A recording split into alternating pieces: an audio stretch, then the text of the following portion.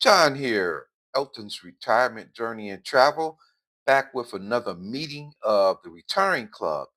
In the previous meeting of the Retiring Club, we were talking about taking some of the gains off the table from our investments.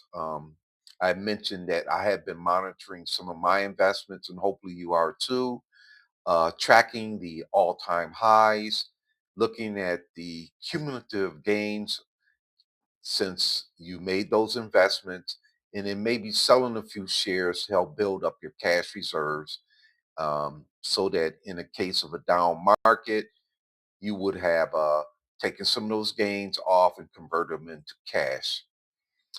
In this meeting of the Retiring Club, I'm entitling it Money Never Sleeps. And what we're going to start talking about is the other feature of your investment portfolio and how it grows. With the appreciation in your investments as they grow and get to their all-time highs, if you're monitoring them and you say, "Hey, I want to take $1,000 off here, 1,000 off there," um, it will go into your sweep account. Your sweep account could be made up of a bond fund or one of the short-term government notes. You basically just put it in there and you let it build up so that if there's a time when you need to take some money out, you would have it there. Well, I've done that, and I wanted to talk about that with you as well as go into the next portion of how your portfolio grows. So, by taking some money and selling some of the shares, I've actually capitalized and converted the growth portion of the investment, the appreciation. When you buy it, you're buying it low and you're selling it high.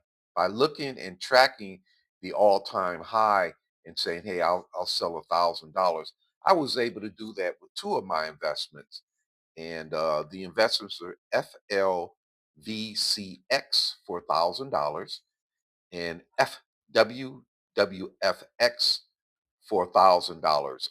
That trade, they've all settled. That money is now into the sweep account, which is a SPAXX. It'll start earning 3%. And why am I doing this? Number one is your investment portfolio is going to fluctuate. If you take some of the gains off and you put it in a money market or a bond fund, you'll have access to it no matter what happens in the market. So that's number one. I do have to fund 2027. And right now, I've got half of the money I need for 2027 with the two trades I made. And I made sure I looked at the all time high. And I'm proud to say that the investments are still growing, which is really, really great. That made me feel great. Um, the other thing is over in the Roth accounts, ROGSX, I was able to sell $4,000 worth. That's tax free. MDFOX, which is Mag 7, I sold $500 worth there. And PGKZX, Jensen Technology Fund, 2.5K. So right there, I just generated $7,000 in tax-free money. Even with that and it transferred into my checking account, I looked at the overall grand total balance. It hasn't changed that much.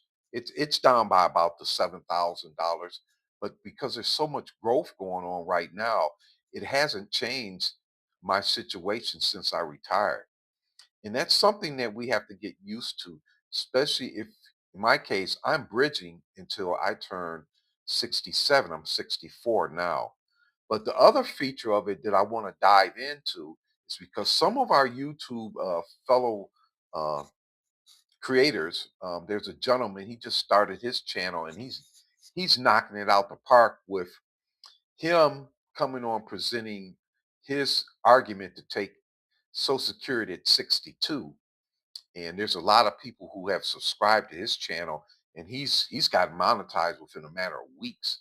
And there may be one thing that he's missing. I know that over at Happy on Monday, I think Julie was asking us for help on whether or not to take Social Security at 62. Um, I think Dwayne's made some moves where he's now replenished his cash, and he's over at Retire Early 500K. And I think David in Progress, he's out of the 401K. So he's over into his IRA. But the presentation right now that I'm about to move into is the other major component of the growth in your portfolio, and that's the distribution of dividends and capital gains. So your investments will start paying out dividends and capital gains. I'm going to do a presentation and show you where I'm at today. Most of the capital gains are going to be paid out the last 2 weeks of December. And if you're able to follow through on this video, if you're fortunate not to have it in a 401k where it's easier to look at the transaction history and look at these investments, you'll see how much cash is being generated. And it is a potential for you, your investment portfolio, to generate enough cash where you don't need to take Social Security. I know that one of my followers, he was following along with me, and he took a look at his transaction history, and his generated 3 times as much as what I got from last year, which is shy of $50,000. So if you're living on 40 and your investments draw generating 50,000, you can turn off the capital gains, let it go in the sweep, and take IRA distributions and manage your own taxes. You can have them take the taxes out right away, or you can do like I do, since I'm on the low end and I'm filling up the standard deduction. I'll only pay whatever's left over at the end of the year. So let me go ahead and bring up my presentation on the capital gains distribution that your funds have been using for many, many years and being reinvested in, and show you what it is capable of doing in this session of the Retiring Club meeting. Your money never sleeps. Money never sleeps. And I'll be right back. Thank you. All right, folks. So let's take a look at this spreadsheet right here that I put together. Now, this is something that I started tracking a few years ago, but I just want to show you by blocking out all the previous years. So these are my accounts here. We got the E-Trade IRA, the Fidelity IRA. I'm focusing on the IRAs right now that have the longevity of investments held for more than 15 years. And already in 2026, we can see on the E-Trade, none of these have shown yet. But I do know that either the Davis New York or the Franklin Templeton will pay out a nice amount right after the 4th of July.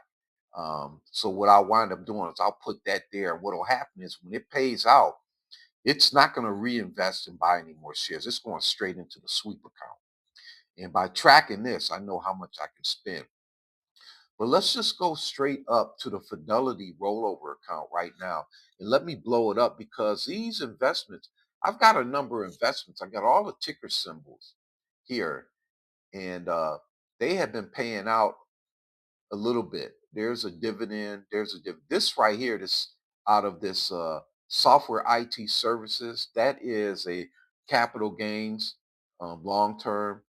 FSL VX, and then this health one right here that paid out a nice capital gains. So as you can see, as of April or May, uh, this Friday, I've got $1,724 that went into that sweep account. Now it's going in with the other cash from the sales that I made out of a couple of these funds. So let's take a look at these funds again. FLVCX, that's right here. So not only did I get a little capital gains, I sold 1,000. And then the other one is FW, this one right here. He hasn't reported any, but this one reported a lot of money last year. So as you can see with these guys here, they are generating cash. So when I say your money never sleeps, and that's what I'm talking about. Over here at the Fidelity, this is in the Roth right here. This is tax-free stuff. That Fidelity Financial Services paid 48.57, which is about what it did last year. Okay. So let's just go back and look at last year because this is very important. This is how I funded my first year in retirement. Let me see if I can uncover that just to complete this presentation. All right, so 2025, this is the E-Trade. These are some of the older ones. I got $9,000 and 43. That went into the sweep account, and the Fidelity produced 57.95.58 for a total of 14,838.51. So my heavy hitters, the traditional rollover, IRA rollovers generate 14,838. My budget for 2020 is 20,000. So 5,100 went into here, and I have yet to spend the first 10,000. What I did was I took 10,000, I put it in the short term, and that's how my bills get paid. The other 10,000, I mixed it up with another high yield savings account, and that is generating about $160 a month in interest. And what I'm going to do is instead of withdrawing from it, I'm going to switch and pull from that. So it'll gradually go down and I'll accumulate. But just take a look at that right there. So just imagine if you were contemplating taking Social Security and you find that your investments are generating enough in capital gains. Now you got to pay taxes on this, but that right there, that 14,838, that does not fill up the standard deduction for 2026. They haven't said it yet, but it was 15,750. It should be about 16,100 for 2026. They'll announce it later on in the year. But see, I wouldn't be paying much taxes on that. The Roth generated 3259.91 in capital gains collectively. So that's growing all by itself. And I have actually taken $10,000 out. I had a vacation. I was gone for a whole month. I took $3,000 out of the Roth as cash, and I only spent two. So I put the other thousand to pay off some other bills. And I have a Schwab account. So altogether, I generate 19,000 in capital gains. And let's just go back and look at the previous year. So that's 2025. So I have been tracking this, and this is how I know that this can be done. And this is how my retirement's working. There's 10,000 in 2024, so it's off a little bit, maybe a grand. And this one's off, about 1,300. 1777, and it's 19. And we'll take a quick look. But I want to bring this to your attention because you too can do this yourself by just scheduling, setting up, getting all your ticker symbols, and then tracking the transaction history. And now in a 401k, it's almost impossible to see this. You might see it in the Fidelity. So in the year 2023, this was recovery year. We had 67, 64, and then in the bad year of 2022, let's see how we did there.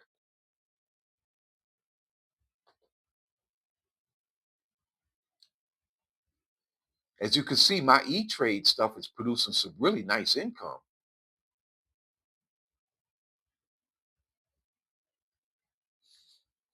So what I'm looking for is my investments will continue to generate some cash every year, and this helps with my required minimum distributions. I'll already be used, and this keeps me from having to pull 25,000 out.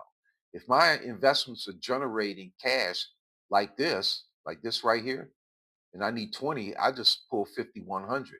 Originally, I thought I was going to need to pull out 20,000, 25, 25. Nope, not with me turning off the reinvestment and allowing my IRAs do the heavy lifting. This is what's happening. And right now, we are here at 1724 because the E trades haven't paid out yet. But as you can see, they're starting to pay. So your money never sleeps. It's always working for you. So I'm going to go ahead and end the presentation. I hope you get some value out of this. And if you like this content, go ahead and like and subscribe and turn on some notifications because